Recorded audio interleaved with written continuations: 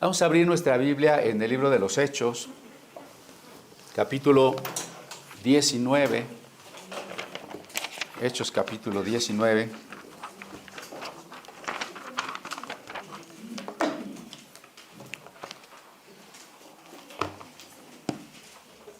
Solo vamos a leer también el verso 19. 19. Dice: asimismo, muchos de los que habían practicado la magia trajeron los libros y los quemaron delante de todos, y hecha la cuenta de su precio, hallaron que eran 50,000 piezas de plata. Estuve yo haciendo algún intento de cálculo, puesto que son monedas muy antiguas, suponiendo que fueran unos dracmas de plata, estaríamos hablando de algunos milloncitos de pesos del valor de estas Efesia Gramata, ¿se acuerdan? De estas fórmulas mágicas que la gente guardaba, que se colgaba como amuleto y todo eso. ¿Por qué estamos estudiando este versículo? Porque estamos estudiando todo el libro de los Hechos y vamos en los viajes de Pablo, los viajes misioneros de Bernabé y Pablo, ahora de Bernabé, Silas y Timoteo, como viajes apostólicos, y en la ciudad de Éfeso, donde abundaba el ambiente mágico de hechicería, de astrología, de idolatría, pues hubo muchos que se acercaron al cristianismo y hicieron esta renuncia a sus textos, que no eran libros como los que conocemos ahora, ¿no? Sino papiros, pergaminos, trozos.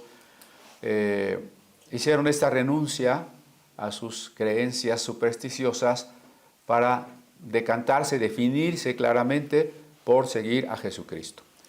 Pero vamos a contrastar este verso, que no quiero que olviden, que la gente dejó la magia y quemó esos textos mágicos, y vamos a Mateo, capítulo 2, y leemos la historia que recién cantamos.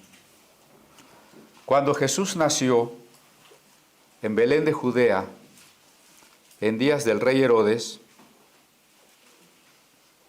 vinieron del oriente a Jerusalén unos magos, diciendo: ¿dónde está el rey de los judíos que ha nacido? Porque su estrella hemos visto en el oriente. Perdón, estoy viendo los saludos, ahorita los reiteramos. Porque su estrella hemos visto en el oriente y venimos a adorarle. Oyendo esto, el rey Herodes se turbó, y toda Jerusalén con él. Y convocados todos los principales sacerdotes y los escribas del pueblo, les preguntó dónde había de nacer el Cristo. Ellos le dijeron: en Belén de Judea, porque así está escrito por el profeta: y tú, Belén, de la tierra de Judá, no eres la más pequeña entre los príncipes de Judá, porque de ti saldrá un guiador que apacentará a mi pueblo Israel. Entonces Herodes, llamando en secreto a los magos, indagó de ellos diligentemente el tiempo de la aparición de la estrella. Y enviados a Belén, dijo: id allá y averiguad con diligencia acerca del niño, y cuando le halléis, hacédmelo saber, para que yo también vaya y le adore. Ellos, habiendo oído al rey, se fueron, y he aquí, la estrella que habían visto en el oriente iba delante de ellos, hasta que llegando se detuvo sobre donde estaba el niño. Y al ver la estrella se regocijaron con muy grande gozo. Y al entrar en la casa vieron al niño con su madre María, y postrándose lo adoraron. Y abriendo sus tesoros le ofrecieron presentes, oro, incienso y mirra. Veamos el contraste. Las personas en Éfeso que habían practicado la magia renunciaron a la magia y quemaron sus textos de magia. Pero aquí unos magos vienen a buscar a Jesús. Entonces, ¿qué hacemos? ¿No? ¿Cómo se concilian estos dos pasajes? No importa tanto si fue el 6 de enero o no fue el 6 de enero, esa es una creencia pues más convencional. Lo que sí es que los magos no llegaron al establo, ni encontraron al niño recostado en el pesebre, a manera de cuna, porque los magos llegaron como unos 2 años después del nacimiento de Jesús. Y José, como el padre putativo de Jesús, no era tan irresponsable de vivir 2 años en el establo, ¿verdad? Mateo dice claramente que habitaron en una casa, la estrella se posó sobre la casa donde habitaban, ¿sí? Y los magos entraron a la casa. Probablemente Jesús tendría 2 años de edad. Si eran reyes y si eran 3, no lo sabemos. Eso fue una leyenda que se fue construyendo posteriormente en aras de los 3 presentes. Si dices 3 presentes, pues probablemente eran 3 magos. Y pues en las teologías de la Edad Media, considerando un salmo donde dice, los reyes de Seba y de Dan vendrán a ti, pensaron que se cumplía esa profecía en este relato y entonces les añadieron el título de reyes magos. Y bueno, pues 3 de diferentes colores además, para representar a las razas que entonces se reconocían. Hoy no sé cuántos reyes tendrían que ser para todas las razas, ¿verdad? Y bueno, ya luego le inventaron a cada uno su transporte adecuado, según el lugar donde vivía, ¿verdad? Su elefante, su camello, su caballo, y sus nombres, que varían bastante de una región a otra, sobre todo en las iglesias orientales, ¿no? Entonces ya se quedó así como que el 6 de enero vienen los 3 reyes magos, Melchor, Gaspar y Baltasar. A veces los papás tienen duda, pues, ¿qué les decimos a los niños? ¿Que existen o que no existen? Algunos papás dicen, no le quites las ilusiones al niño, no le digas que no existen. Bueno, yo creo que es mejor que los niños sepan qué existe y qué no existe. No sé, que cuando crezcan también piensen que Dios es como los reyes magos y que no existe, ¿verdad? A mí nunca me enseñaron que existían, y recuerdo que en el primer año de primaria discutía con mis compañeritos que sí creían, ¿verdad? Y yo decía, no, mira, quédate despierto y vas a ver que no existen. Y me decían, no, porque entonces te van a dejar un hueso en vez de un juguete. No te puedes quedar despierto porque te van a echar un polvito en los ojos para que te duermas. Y eran unas discusiones con los compañeritos. Yo decía, ¿qué compañeritos tan tontos? Me sentía yo más bien orgulloso de saber que no existían, pero eso no me quitaba la expectativa de saber qué regalos me iban a dar mis papás, ¿no? Claro, o sea, el día 6 te despiertas y buscas tu zapato y a ver qué me trajeron, ¿verdad? Bueno, pues no teníamos mucho dinero, así que a veces, aunque esperábamos un regalote así, llegaba un regalito así, pero siempre era una alegría, ¿no? Entonces, bueno, pues, ¿cómo es que estos magos, bueno, encuentran a Jesús?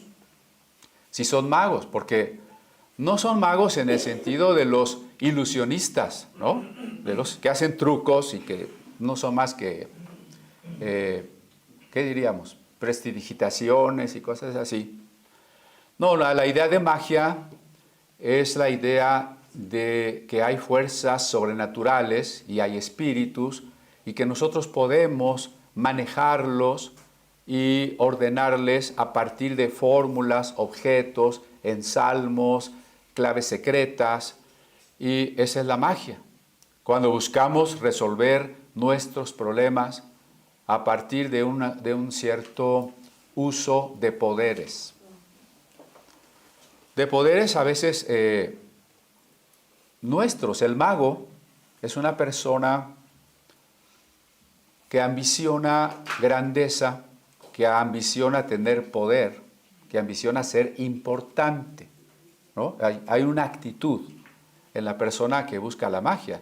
No sé si hasta en las películas han visto que el mago es siempre misterioso, de una gran personalidad, así con una barba más larga que la mía, como mostrando una sabiduría oculta que a los demás no nos es accesible. Bueno, estos magos definitivamente eran magos. eso implicaría mucho de astrología, no de astronomía. La astronomía es la ciencia que estudia los movimientos de los astros y sus constituciones, pero la astrología es la idea supersticiosa de que los astros son dioses o son poderes espirituales que determinan nuestras vidas. Y por eso las personas que creen en ello consultan su horóscopo intentando saber qué les depara el destino y qué decisiones les convendría tomar, ¿no? Entonces, bueno, eran astrólogos. En otra ocasión ya platicamos que la astrología no funciona, no es real, porque las estrellas están muy, muy, muy lejos de nosotros. Simplemente en nuestro sistema solar se ha de tardar como unos 250 millones de años en dar una vueltecita a la galaxia. Nomás se va a dar la vuelta y se tarda 5 minutos, o sea, 250 millones de años, ¿no? Pero a pesar de ello, lo que Mateo nos quiere comunicar, Mateo presenta un evangelio donde Jesús es reconocido, es revelado como el rey de los judíos y por tanto el rey de todas las naciones. El tema central de Mateo es Jesucristo como el rey.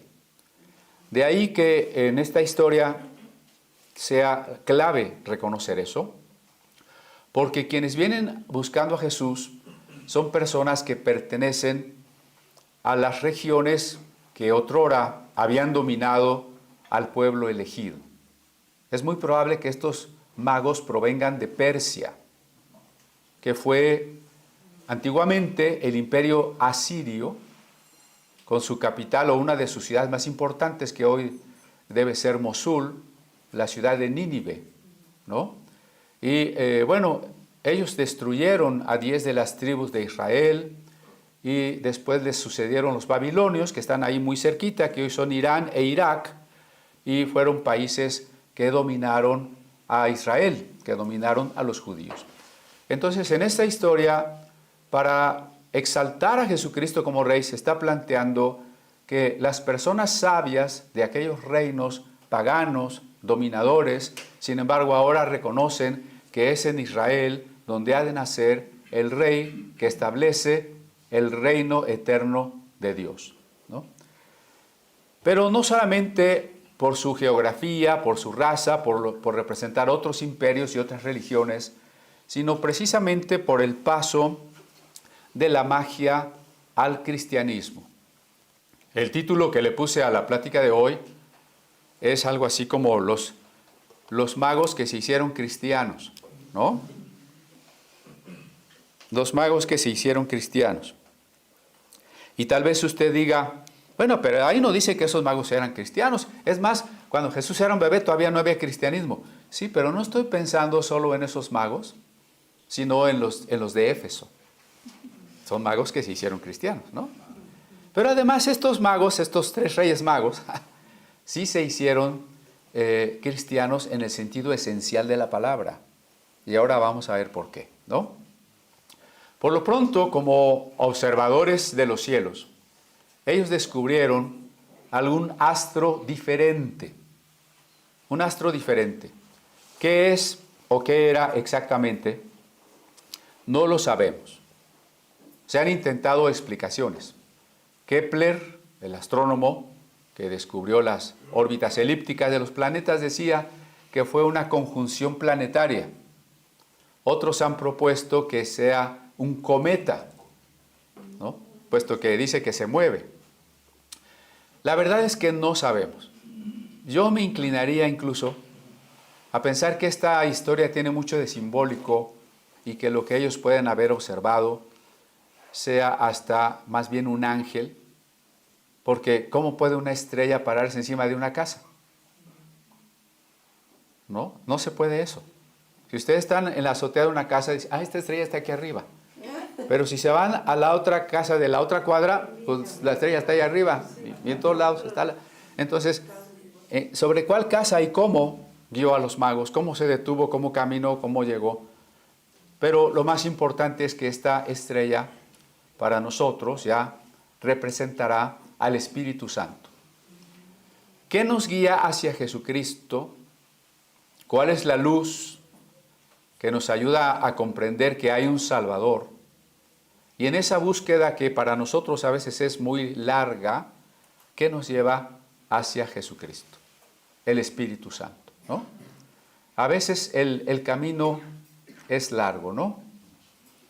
Yo recuerdo, pues por allá de la época del kinder, que fue cuando mis padres me llevaron por primera vez a la iglesia en un domingo, pero ellos no eran cristianos, estaban más en la masonería, ¿no? Mi padre era masón, mi abuelo era espiritista, otra abuela era católica, andaban también muy cerca de la sociedad teosófica, en fin, una pequeña ensalada, ¿no? Yo crecí en una gran biblioteca que era mi casa y entonces ahí pues me interesaron libros, muchos de estos temas mágicos, ¿no? Que si la encarnación, que si el desdoblamiento, que si el tercer ojo y otros misterios, como que si los templarios y las catedrales góticas y la Atlántida y los ovnis, ¿no? Sí, la verdad. Fue hasta la adolescencia, los 12 años, cuando empecé a leer el Nuevo Testamento, que me empezó a quedar más claro quién era Jesucristo y que no era compatible la magia con Jesucristo. Porque todavía en la época de primaria, que sí yo aprendía con mucho cariño y atención las lecciones bíblicas de la escuela dominical, sin embargo, cuando la maestra decía Dios hizo a Adán y Eva, y yo decía, sí, pero esta maestra es un poco ignorante porque no sabe que también evolucionamos y que también reencarnamos, ¿no? Entonces, así andaba yo. Hasta la adolescencia, cuando ya empecé a leer con más cuidado el Nuevo Testamento, dije, no, es Jesucristo y Él es el camino y nadie puede llegar al Padre si no es por Jesucristo, ¿no? Entonces, a veces nuestros caminos son largos, porque cuando yo creo ya estar bien afirmado en la fe, pues ya serían los 12 años. Y seguramente algunos de ustedes también pasaron por muchas otras ambientes, ¿no? Buscando de Dios. Lo que quiero decir es que no todas las personas que están en el lugar, déjeme decirlo sin que suene a soberbia, que están en el lugar equivocado, no son personas a las que tenemos que ver como personas malas. Ah, es que esa persona es ocultista, es que esa persona es bruja, es que esa persona es no sé qué. Sí, pero no sabemos si donde está tiene hambre de Dios y lo que está haciendo es buscar de Dios, ¿no? Entonces, este es el caso de estos sabios persas, vamos a pensar que sean persas, ¿no? Que están buscando de Dios. Porque el resto del relato nos deja muy claro cómo es que están buscando de Dios. Por lo pronto, al reconocer un astro nuevo, tienen que haber conocido una profecía que se encuentra en el libro de Números. Es una profecía que dio Balaam, personaje también curioso, que no era judío. Balaam profetizó que saldría una estrella de Jacob, un gobernador de Israel. Balaam no era judío, estos magos no eran judíos. Aquí Mateo de alguna manera también está avergonzando a los judíos, como mostrándoles que hay gentiles que tienen más visión que los judíos. Alguien a veces puede estar tan orgulloso de su iglesia, de su religión, de su cristianismo, que podría ser cierto que haya personas que no lo son, que tengan más hambre de Dios y más sinceridad. No estoy justificando a nadie, pero hay quien dice, es que hay cristianos que son mejores que los cristianos, no cristianos que son mejores que los cristianos. Sí es posible, sí es posible. Pero así estos magos, ¿no? Al encontrar ese astro les parece que la mejor explicación es la que encuentran en la literatura judía. Acuérdense que los judíos estuvieron cautivos en el reino de Persia. Por ejemplo, toda la historia de la reina Esther, en otra de las grandes capitales persas, que fue en la ciudad de Susa, ¿no? Es toda la historia del rey Asuero y la reina Esther. Bueno, ese es el contexto. Así que la literatura judía estaría en Persia y las ideas teológicas persas se las habían llevado los judíos a Palestina. Por ejemplo, la creencia en ángeles y la idea de los apocalipsis son doctrinas persas que los judíos importaron a su religión. Pero los persas también importaron un monoteísmo más fuerte en el zoroastrismo y también conocer los textos sagrados, no solamente los que ellos tenían, como también los textos judíos. Así que cuando ellos encontraron que había nacido un rey, que la profecía anunciaba, decidieron ir a buscarlo. Noten aquí, yo no estoy diciendo que todas las personas que hacen brujería están buscando a Dios. No. No todas las personas que están en cualquier ámbito del que ustedes quieran están buscando a Dios. Hay quien lo está buscando y hay quien no lo está buscando. A veces somos muy ingenuos, ¿no? Vamos a dar una plática a un centro de rehabilitación de drogadictos y pensamos que, pues como todos son drogadictos, cuando les digamos que Jesucristo los puede sacar de las drogas, todos van a querer y todos van a salir. Y eso es mentira. La mayoría no va a querer, ¿no? Pero también al revés. Pensamos que si una persona es atea, entonces pues no tiene salvación y ya no hay nada que platicar con ella. No, al contrario, a lo mejor es atea porque es muy sincera en su manera de percibir las cosas y entonces dice, es que a mí me cuesta creer en un Dios que permite lo malo, o a mí me cuesta creer en un Dios que sea un viejito sentado arriba de las nubes, ¿no? Y ya les he dicho en otra ocasión que si ese es el caso, pues lo feliciten y le den la mano y le digan, muy bien, yo tampoco creo en un Dios así. Entonces, estas personas, a diferencia de muchas otras que seguramente también practicaban la magia, de muchos otros hombres sabios del reino persa, la diferencia con estos hombres es que ellos decidieron ir a buscar al rey. Y eso ya nos presenta a nosotros mismos un desafío muy grande. ¿Quién de nosotros está dispuesto a dejar todo lo que hace, todos sus pendientes, sus ocupaciones, o hasta sus profesiones, sus trabajos, por una búsqueda espiritual? No es mucha la gente que hace eso, ¿no? ¿Qué hacían? ¿A qué se dedicaban? ¿De qué vivían? Pues el texto no lo dice. Pero iniciar de manera un tanto no pensada un viaje casi repentino, seguramente les implicó renunciar a muchas cosas, ¿no? Esta renuncia es algo que debemos tener en nuestra vida como una actitud. Poner todo en segundo lugar con tal de encontrar a Dios. Nosotros como ellos no tenemos que viajar a ninguna parte. Esta no es una invitación para que empiece a ahorrar para su viaje a Israel. No. También hay mucha gente que cree que el hallazgo de lo espiritual se encuentra en el oriente.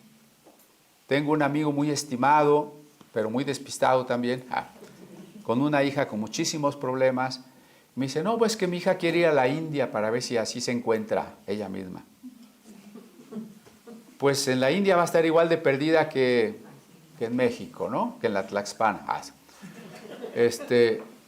No es el lugar, es la actitud, es buscar a Dios con todo lo que somos como la prioridad.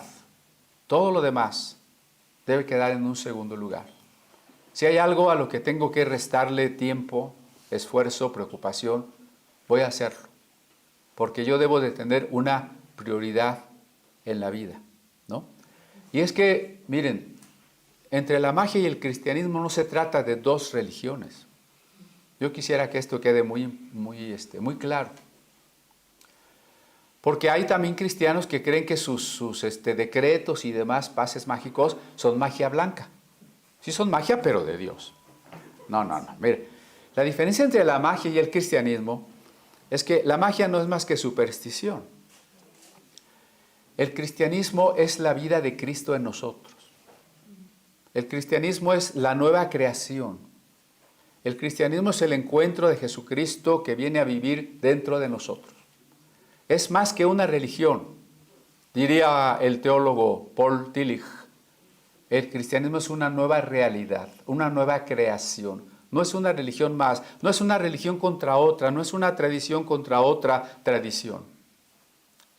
Es una tradición o una religión cualquiera y en contraste una nueva creación, una nueva persona, la vida de Dios, la vida de Jesucristo en nosotros.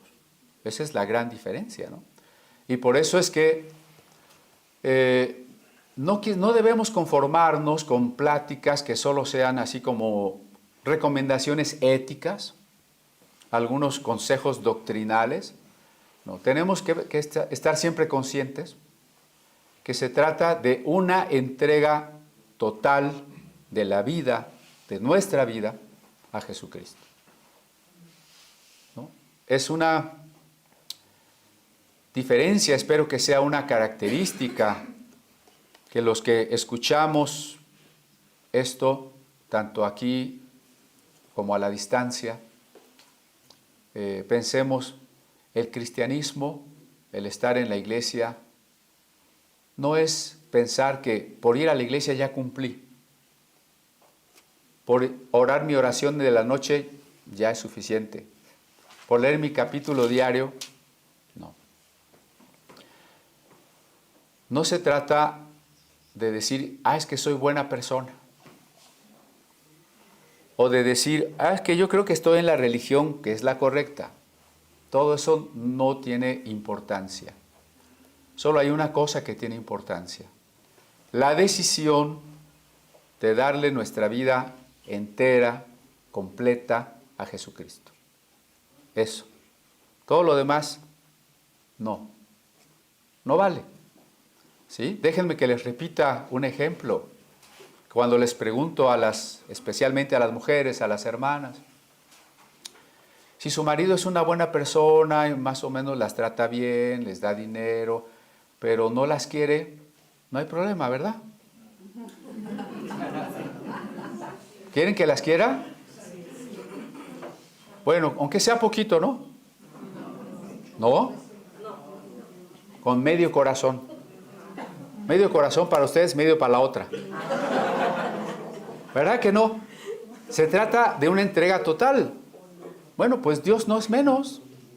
Dios no puede decir, sí, mira, pórtate bien y yo ya estoy bien contigo. No, Dios no está buscando eso. Tu buena obra del día, o tu asistencia a la iglesia fulana, o tu ofrenda, no está buscando eso. Dios está buscándote a ti. Y la única respuesta posible es tu entrega absoluta. Nada más, ¿no? ¿Qué es lo que estos hombres hicieron al dejarlo todo por irse a buscar al rey? Y no tenemos que ir a la India, al Tíbet, porque el Espíritu Santo está con nosotros. Se trata de encontrar a Dios aquí. Hay gente que dice, sí, pues que yo aquí en la ciudad tengo muchos problemas, ya me voy a ir a Mérida, para que se arregle mi vida. Pues tu vida va a estar igual de desarreglada en Mérida, ¿no? El problema, no estoy hablando de mi hermano ni de Sofi y Osvaldo, Es un ejemplo de que no es irnos a otra parte lo que resuelve, no es la búsqueda geográfica, es la búsqueda espiritual, desde nuestro interior hacia Dios. No al revés, como el ocultismo propone, que toda la luz y la verdad esté en mi interior, porque al final yo soy Dios. No, nada de eso. Creo que hay algo muy importante que debemos dejar así como plataforma de nuestras pláticas Yo no sé si es la tercera o la cuarta que no paso del verso 19. Y usted va a decir, bueno, pero ¿por qué ya nos atoramos en el verso 19? Nos atoramos porque tristemente el cristianismo está muy contaminado de ideas mágicas que se predican por todas partes. Y aunque nos quedemos aquí unas varias pláticas, yo quisiera que podamos separar muy claramente lo que es bíblico de lo que es mágico. Y en ese sentido, una cosa que se vuelve plataforma, base de lo que estamos diciendo, es la distancia infinita entre Dios y nosotros. Dios es el creador, es eterno, es infinito. Yo soy criatura, yo soy temporal y yo soy finito. Por tanto, ni el hombre, ni ninguna criatura, ninguna cosa, ningún ángel, nadie puede ser divino. Nada puede llegar a ser Dios. Ni yo en mi interior soy divino. Los gnósticos afirmaban que nuestra alma era una chispa divina. No somos una chispa divina. Somos criaturas. Y somos criaturas a las que Dios hizo básicamente, y en primer lugar, un cuerpo. ¿Sí? Muy bien. Entonces estos magos se fueron y llegaron pues a donde su entendimiento natural, su sentido común, les indicaba. La capital de Judea, Jerusalén. ¿Dónde nacerá un rey? Pues seguro en la ciudad más importante, en la capital. Vamos al palacio, seguramente el rey nació en el palacio. Y llegan, como lo más probable es que no fueran tres, con camello, caballo y elefante. Se viajaba en grandes caravanas entonces. Y probablemente estos hombres trajeran sirvientes, acompañantes, y tal vez eran puros camellos, por ejemplo, ¿no? Pues vamos a pensar que llega a Jerusalén un grupo de 15, 20 camellos al palacio y dicen, venimos de Persia. No, pues a ver, pásenle. Llegan donde está Herodes, ¿no? Se ven personas importantes, extranjeras, traen cargamentos. Y entonces ya le preguntan, venimos a ver al rey que ha nacido. Y Herodes dice, pues, ¿cuál? Aquí no ha nacido ningún rey. A ver, ¿por qué dicen que ha nacido un rey? Bueno, es que aquí dice la profecía que nacerá un rey. A ver, pues tráiganse a los escribas que explican los textos sagrados. Ya trajeron a los escribas judíos. A ver, ¿cómo que van a ser un rey? ¿Dónde van a ser un rey? Y ellos encuentran aquel texto del profeta Miqueas, donde dice, tú, Belén, no eres, bueno, eres un pueblucho de poca importancia, sin embargo de ti va a salir el que gobernará a Israel y al mundo, ¿no? Estoy parafraseando a Miqueas, ¿no? Y entonces Herodes dice, bueno, entonces hay un rey que me quiere quitar el trono. Vayan y búsquenlo y me avisan en dónde está. Bueno, en fin, ellos siguen su camino. A veces buscamos en el lugar equivocado, ¿no? Este es otra vez, estos magos están buscando en el lugar equivocado. Pero Dios les guía al final y la estrella vuelve a moverse, llega a Belén, llega a la casa donde está el niño y entonces ellos entran, ven al niño con su madre y postrándose lo adoraron. ¿Por qué digo que se volvieron cristianos en esencia? Porque de acuerdo a la religión monoteísta, al judaísmo, solo ante Dios podemos postrarnos y adorar, solamente. Cuando ellos se postran ante el niño y lo adoran, le están reconociendo como Dios, como Dios. El segundo presente simbólico, ¿no? Quiero distinguir entre los presentes simbólicos y los demás presentes, porque miren cómo dice al final postrándose lo adoraron y abriendo sus tesoros, o sea, traían tesoros, no nada más traían una cajita de mirra, una cajita de incienso y una bolita de oro, ¿no? Traían tesoros.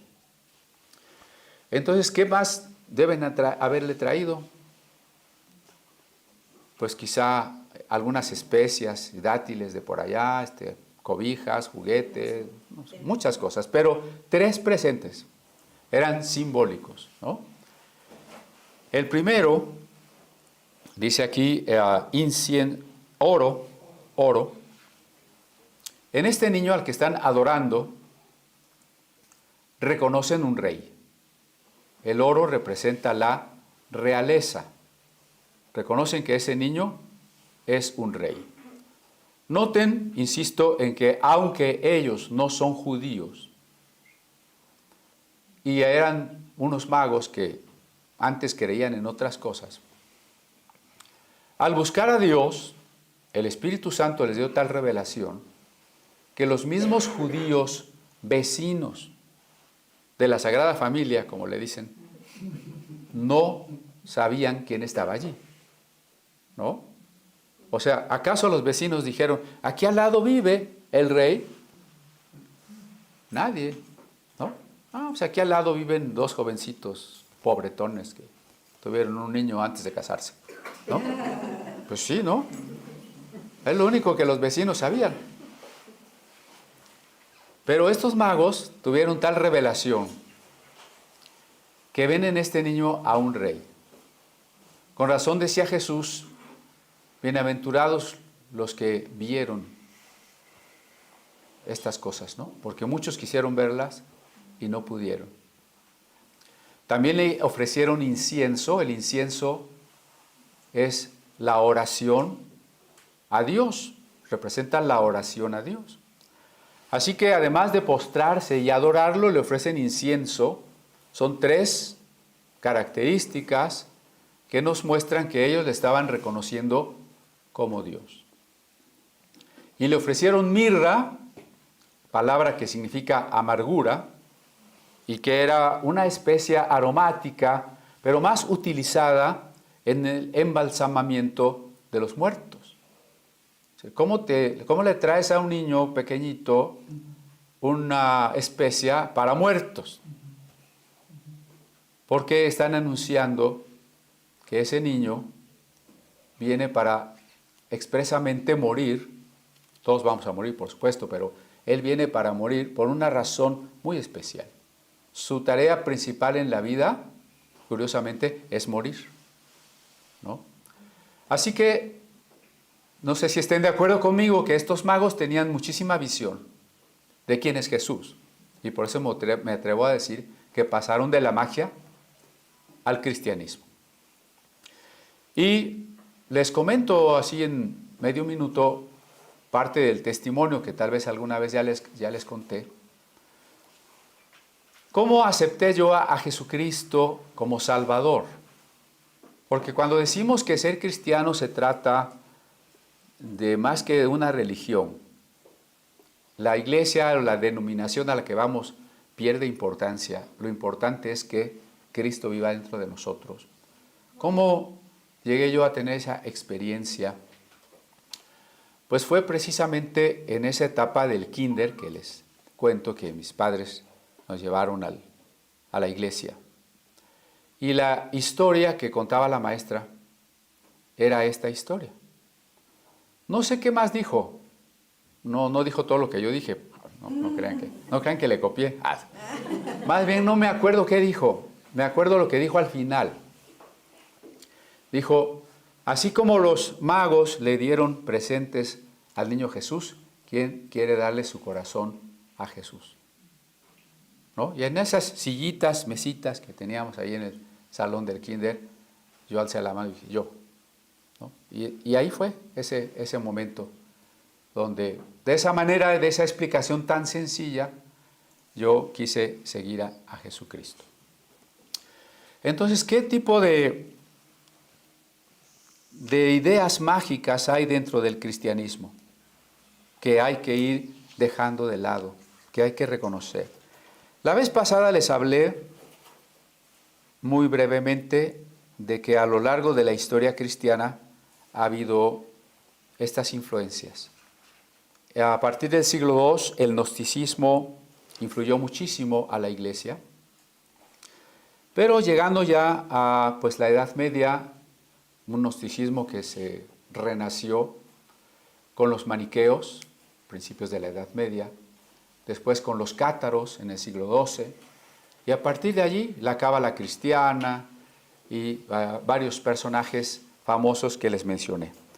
Después hablamos de que toda la psicología del potencial humano, todas las ideas de la autoestima, del éxito, del liderazgo, de tú eres un líder, pues están en estas ideas mágicas de tú eres. Tú tienes que amarte a ti mismo, tú tienes que reconocer que tú eres el campeón. ¿Por qué eres campeón? Porque eran millones de espermatozoides y uno ganó y ese eres tú. Así que tú eres un campeón desde que naciste, ¿no? Y cosas de esas. Entonces, para exaltarte y para hacerte creer que eres grande y que puedes emprender muchas cosas. Y tristemente en muchas iglesias hay cursos, congresos, grupos de líderes, de empresarios, de éxito. Nada de eso. La invitación de Jesucristo fue: tome su cruz, sígame. Tome su cruz, niéguese a sí mismo y sígame. Eso quiere decir que nos menospreciamos solo en un primer paso, porque me reconozco pecador, me reconozco incapaz, pero luego me empiezo a conocer desde Dios. Me tengo que conocer desde Jesucristo, ¿no? El gran problema que tenemos hoy es el problema de la identidad. ¿Por qué hay jóvenes que se tatúan y ya no les cabe un tatuaje más por ningún lado? Porque hay jóvenes o adultos, ¿no?, que se estiran las orejas, ¿han visto? ¿Sí? Que se perforan la nariz, que se ponen los pelos así de color verde o morado, ¿qué otras cosas? Bueno, otras intervenciones, o que siendo hombres dicen que son mujeres, o siendo mujeres dicen que son hombres, o que son alguno de los 30 géneros o más. Es un problema de la identidad.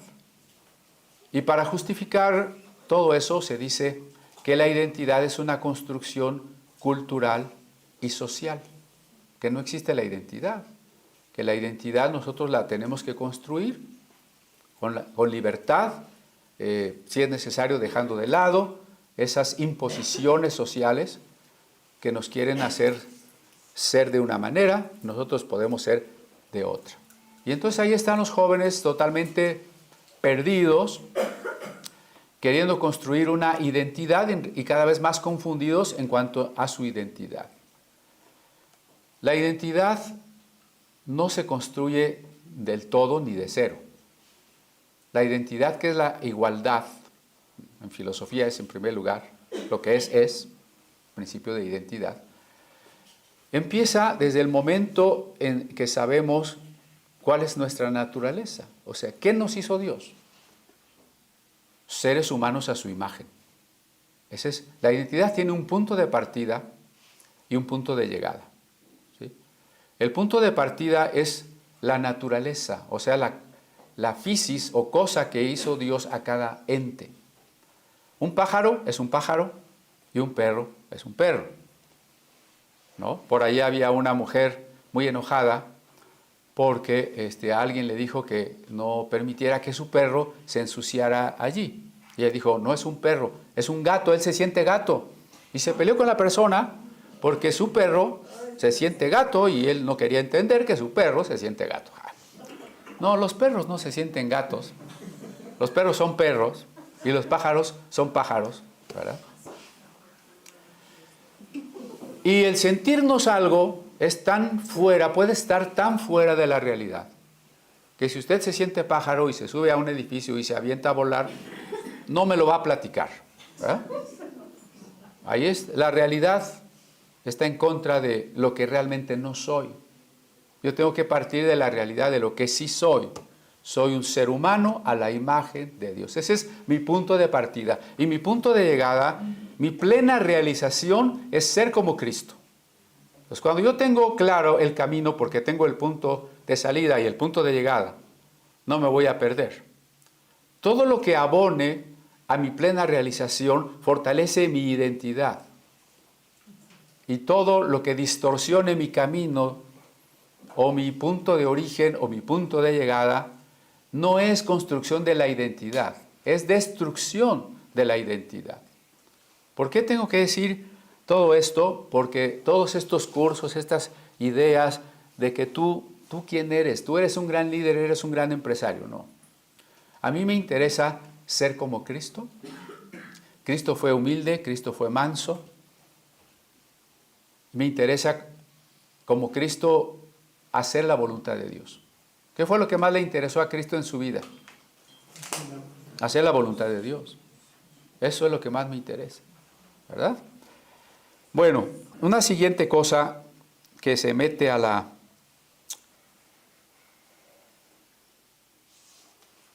la iglesia como pensamiento mágico es la fe en la fe. La fe en la fe. No importa en qué creas, pero tienes que creer en algo, dicen. No es lo que estoy diciendo. Había un libro por ahí que influyó muchísimo, que se llama La Cuarta Dimensión, del coreano Paul Yong-Hee Cho, que tiene una iglesia grandísima en Corea del Sur, ¿no? Su libro La Cuarta Dimensión dice lo siguiente. La primera dimensión es la línea, la segunda dimensión es el plano, que incluye a la línea, la tercera dimensión es la de los cuerpos, que incluye a las otras dos dimensiones, y la cuarta dimensión es la espiritual, que incluye a las primeras tres dimensiones, y es la dimensión donde está Dios, los ángeles y los demonios. Aquí ya empezamos con una herejía terrible, ¿no? Porque le estamos quitando a Dios la divinidad. Resulta que Dios está sujeto a una cosa que se llama dimensión. Ese es un error. Y que esa dimensión es el mismo plano donde existen los ángeles y los demonios. Es decir, Dios es un ser más grandote que ellos, pero al final de la misma categoría, ¿no? Perdemos la trascendencia absoluta de Dios. Y la otra cuestión es que si supuestamente la cuarta dimensión implica las otras tres, acabamos en el pensamiento budista que supone que nuestras ideas, nuestras palabras transforman o crean la realidad. Y entonces él hablaba de embarazarse. ¿Usted se quiere casar? A ver, ¿quién se quiere casar aquí? ¿No? Ya todos están casados. Vamos a suponer que el consejo que le daría desde la cuarta dimensión es: haz una lista de cómo quieres a tu hombre. 2 metros, ojos azules, millonario, tal. Y repítela y léela y visualízalo y decreta que va a llegar. Y te va a llegar, ¿no? Esa es la idea.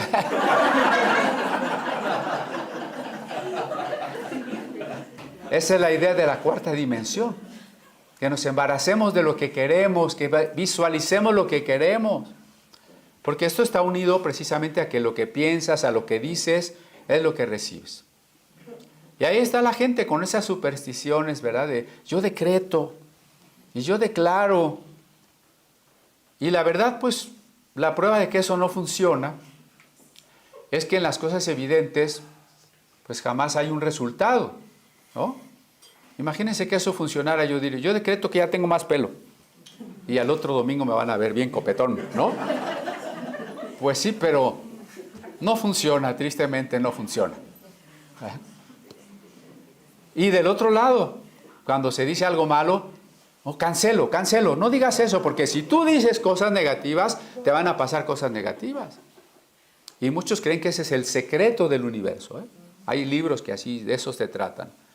¿Cómo le vas a hacer para ser exitoso? Para que el universo te regale cosas maravillosas. No sé, ¿quién es el universo, no? Pues el secreto es que tú pienses positivo. piensa positivo, habla positivo, porque cuando hables negativo te va a ir mal. Bueno, la primera pregunta es, ¿la Biblia dice algo parecido a eso? ¿Hay algún versículo que diga algo así? Sí, hay uno que otro versículo que se distorsiona, ¿no? Ah, bueno, es que en Proverbios dice que en la boca está el poder de la vida y la muerte. Sí, pero eso es con respecto al prójimo. A través de lo que yo digo al prójimo, puedo ayudarlo, edificarlo, consolarlo, darle el evangelio. O a través de lo que yo le digo al prójimo, puedo destruirlo, ofenderlo, humillarlo.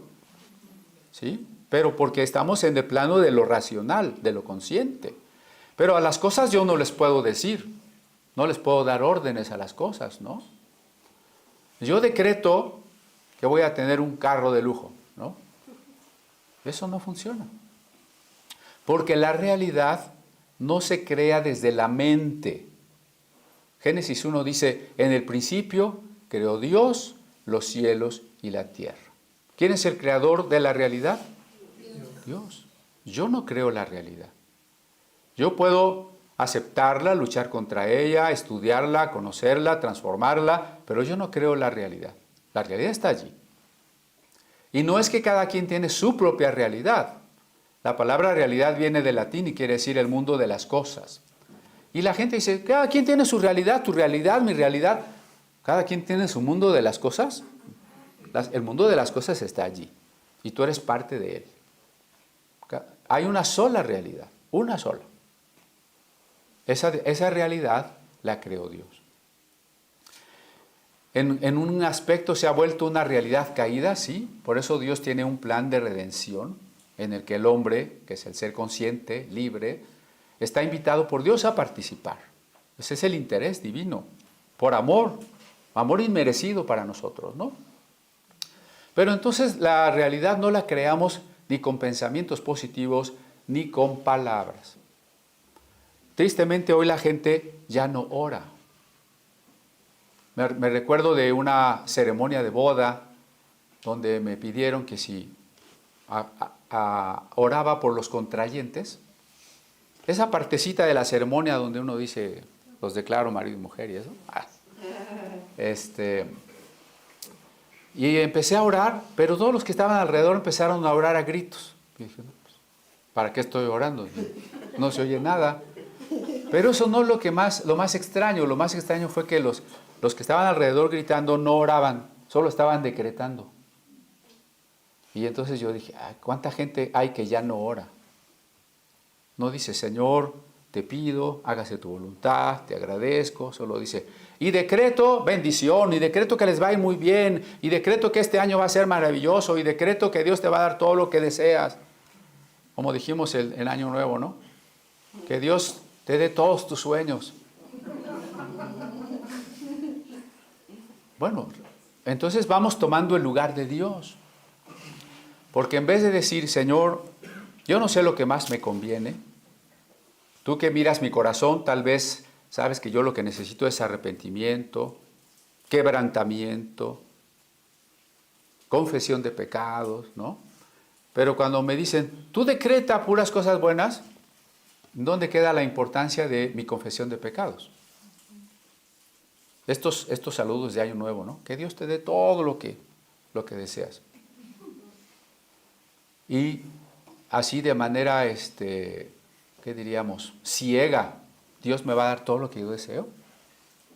Acuérdense que a Dios le interesa primero mi corazón, ¿no? Pero cuando yo empiezo a decretar y supongo que lo que yo ordene y decrete va a suceder, entonces, ¿dónde está la voluntad de Dios? ¿Dónde está mi búsqueda para entender lo que Dios quiere? Y yo me pongo en el lugar de Dios para también ordenar que las cosas sucedan. ¿Por qué está implicada aquí la divinización del hombre? Miren, ¿qué dicen algunos de estos predicadores? Dios nos hizo a su imagen, pero ¿cómo entienden ellos imagen? Duplicados. Tú eres un duplicado de Dios. Y cuando Dios creó el mundo, Dios lo creó por fe. Caray. Y entonces Dios por fe habló su palabra y su palabra creó. Por tanto, tú también, al tener fe, hablas la palabra y la palabra crea.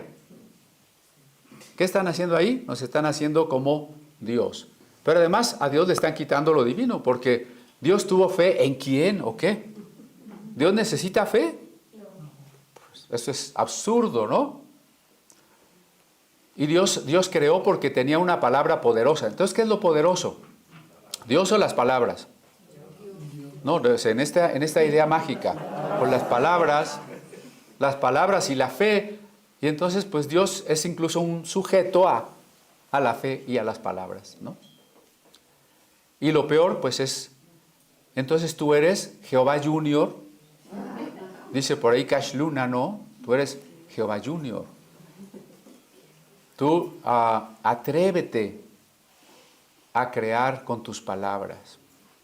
Y entonces eso es divinizar a las personas. Fíjense que en la doctrina de los mormones se enseña que algún día, cuando evolucionemos de humanos a ángeles y luego de ángeles a dioses y vamos a crear nuestros propios mundos, los cristianos, católicos y protestantes estaban pues espantados de las doctrinas mormonas de que cada uno de nosotros éramos dioses, que íbamos a crear nuestros mundos, ¿no? Pero al fin con estas ideas del neopentecostalismo, ¿no llegamos al mismo lugar? ¿Sí? O sea, tú eres un Dios y igual que Dios, tú eres creador y tú tienes palabra y tienes la fe que es poderosa. Entonces, todo lo que ustedes vean como intento de declarar es magia. Estas doctrinas enseñan que el hombre es Dios en el mundo. Sí, Dios hizo el universo, pero al hombre lo puso en el mundo para ser el Dios del mundo. Por eso el hombre tiene estos poderes, dicen ellos. Cuando el diablo engañó a Adán, entonces el diablo se volvió el rey de este mundo. Dicen, ¿cuál es la tarea del hombre ahora? Arrebatarle al diablo lo que nos ha quitado. Y entonces mucha gente ora de esa manera, ¿no? Y yo arrebato a Satanás, ¿no? Es que mis hijos no son creyentes, arrebátaselos a Satanás. Yo, Satanás, te arrebato a mis hijos, ¿no? Y hay por ahí una canción de una muchacha que dice, que canta, que se llama así, yo arrebato, ¿no? Y ahí se la pasa a media hora arrebatando. Y la pregunta que yo les insisto, ¿y dónde dice la Biblia que arrebates al diablo algo? ¿No? Entonces, le arrebatan a Dios sus promesas. Señor, yo arrebato las promesas que me diste porque tú lo dijiste y ahora me cumples, ¿no? Y le arrebatan a Satanás, por los que supuestamente les quitó Satanás. Estas ideas de endiosar al hombre, imagínense en qué supersticiones acaban. Los problemas que tenemos, los errores y las consecuencias que tenemos, no son culpa del diablo, ¿eh? Bueno, este es un tema largo, pero lo voy a decir en medio minuto. Hay problemas que tenemos que son naturales, ¿no? Si ya tenemos más achaques, si tiembla y se me cae la casa, son problemas naturales. Ahí el diablo no tiene nada que ver. Si hay otros problemas que yo me busqué por mi imprudencia, por no estudiar la Biblia y tomar malas decisiones y por pecados que cometí, son consecuencias, ¿eh? No estoy diciendo que Dios nos manda así castigos, ¿no? Acuérdense de no ver a Dios como ese Zeus con el rayo en la mano, ¿no? Estaba diciendo, a ver, ¿en qué momento peca Abel? Estoy viendo a Abel, y Abel peca y ahí te va una gripa. COVID de una vez, ¿no? No. Hay cosas que son naturales, las enfermedades y demás, y hay cosas que son consecuencias, pero el mensaje de la Biblia es que con Jesucristo tenemos fortaleza, tenemos paz, podemos continuar buscando la voluntad de Dios. Y aunque no vamos a ser librados de todas las debilidades de lo finito, seguiremos enfermándonos, haciéndonos viejitos, un día nos moriremos, lo que sí tenemos promesa es de la resurrección, ¿verdad? Entonces, no somos Dios, hermanos. El pecado fundamental del diablo fue quererse hacer como Dios. Ese fue el pecado de Adán, precisamente. Y ese es el pecado de todos los Jehová Junior de nuestro tiempo. Entonces, conclusión. Dejemos los pensamientos mágicos y vamos a Cristo. Vamos a lo que la Biblia dice. Dejemos lo que sea necesario dejar para que, como los magos de Oriente, vayamos en pos de Cristo por sobre todas las cosas. Vamos a reconocerlo como Rey, como Señor, y por aquel por cuya muerte tenemos reconciliación con Dios. No decretamos, no cancelamos, no declaramos, no arrebatamos. Uy, hermanos, pues ustedes no tienen poder. Con razón, en esa iglesia no tienen poder, no tienen visión. Nosotros tenemos otra oración que en esencia es: hágase tu voluntad. Esa es nuestra oración. Hágase tu voluntad. No solo es nuestra oración, como así diciendo, pues hágase porque al fin se va a hacer, pues, ¿qué hago, no? Es hágase tu voluntad como una acción asertiva. Hágase tu voluntad porque yo estoy dispuesto, porque quiero que en mí se haga tu voluntad, porque yo busco tu voluntad, quiero dar los pasos en tu voluntad, ¿no? Bueno, gracias, amén.